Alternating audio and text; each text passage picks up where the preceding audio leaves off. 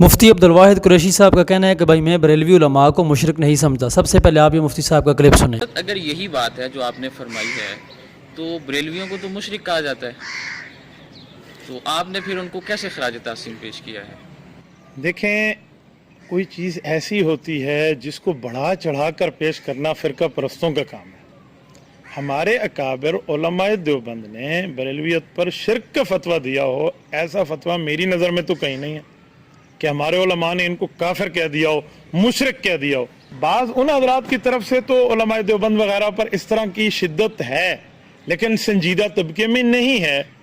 تو یہ روش ان والی ہمارے طبقے میں کب سے آ گئی کہ ہم مشرک کے اور کفر کے اور شرک کے فتووں کی مشین چلا کے بیٹھے ہیں؟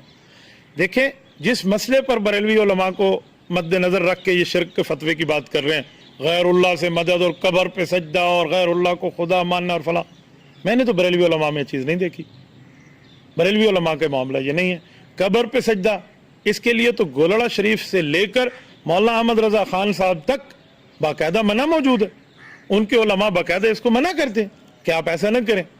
میں نے تو نہیں دیکھا کہ یہ لوگ شرک کرتے ہوں، شرک میں مبتلا ہوں۔ بھائی شرک میں مبتلا دیوبندی ہو، وہ بھی مسلمان نہیں ہے، آپ کسی اور کی بات کرتے ہیں۔